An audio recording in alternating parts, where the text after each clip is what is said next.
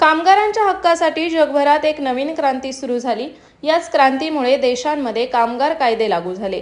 पण अनेकदा कंपन्या या त्यांच्या फायद्यानुसार, त्यांच्या सोयीनुसार कॉन्ट्रॅक्ट्स बनवत असतात। तसेच बऱ्याचदा नोकरदारांना त्यांच्या हक्कांबद्दल माहिती नसते, त्यामुळे त्यांचे नुकसान होते। पण जर तुम्ही नोकरदार असाल तर असे नेमके कोणते कायदे आहेत जे तुम्हाला माहित असलेच पाहिजेत? चला जाणून घेऊया या व्हिडिओच्या माध्यमातून। पहिला कायदा आहे पेमेंट ऑफ ग्रॅच्युइटी कायदा। 1972 नुसार एखाद्या कर्मचाऱ्याला 5 वर्षांपेक्षा कमी कालावधीसाठी सतत सेवा दिल्यानंतर, सेवानिवृत्ती, राजीनामा दिल्यानंतर किंवा अपघातामुळे मृत्यू किंवा अपंगत्व आल्यामुळे नोकरी संपुष्टात आली असल्यास निश्चित रक्कम देण्याची तरतूद आहे। मृत्यू झाल्यास मृत कर्मचाऱ्याच्या वारसाला ग्रॅच्युइटी प्रदान केली जाते। असे न झाल्यास कंपनी विरोधात दंडात्मक तरतुदी देखील आहेत।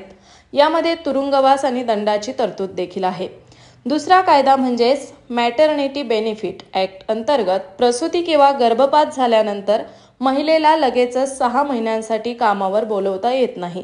या काळात कंपनीला दररोजचा पगार देणे बंधनकारक आहे। प्रसूती रजेवर असताना किंवा रजा संपली की त्या कर्मचाऱ्याला नोकरीवरून कमी केल्याची नोटीस देखील दिली जाऊ शकत नाही। परंतु मातृत्व रजेचा फायदा मिळण्यासाठी कर्मचाऱ्याने अपेक्षित प्रसूतीपूर्वीच्या 12 महिन्यात कमीत कमी 160 दिवस काम केलेले असावे अशी अट आहे।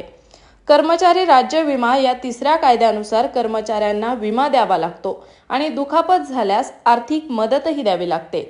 एम्प्लॉईज स्टेट इन्शुरन्स कॉर्पोरेशन ही संस्था कर्मचाऱ्यांची राज्य विमा योजना मॅनेज करते, जी कर्मचाऱ्यांना आणि त्यांच्या कुटुंबियांना मूलभूत वैद्यकीय आणि आर्थिक सहाय्य प्रदान करते।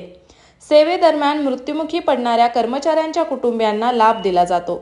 घरातून कामाच्या ठिकाणी प्रवास करताना एखाद्या कर्मचाऱ्याचा मृत्यू झाल्यास पत्नी, मुले आणि पालकांसह कुटुंबातील सदस्यांना नुकसान भरपाई दिली जाते।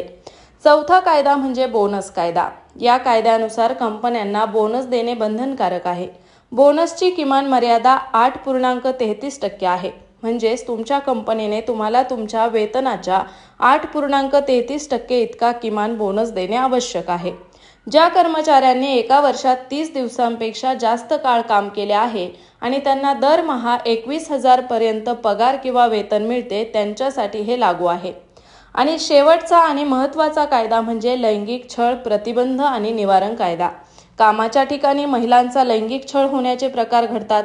टच करणे, लैंगिक इच्छा व्यक्त करणे, कामाच्या बदल्यात लैंगिक सुखाची मागणी करणे, या व्यतिरिक्त लैंगिक टिप्पणी करणे, पॉर्न व्हिडिओ दाखवणे, लैंगिक स्वभावाचे कोणतेही अनिष्ट शारीरिक, शाब्दिक किंवा गैरमौखिक आचरण आदी गोष्टींचा यामध्ये समावेश होतो। यासाठी प्रत्येक कंपनीला एक समिती नेमावी लागते। लैंगिक छळाची तक्रार महिला करू शकतात।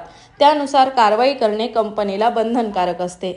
तर व्हिडिओ आवडल्यास व्हिडिओला लाईक करा, शेअर करा आणि अशाच प्रकारचे माहितीविषयक व्हिडिओ दररोज पाहण्यासाठी आमच्या स्प्रेड इट यूट्यूब चॅनलला नक्की सबस्क्राईब करा।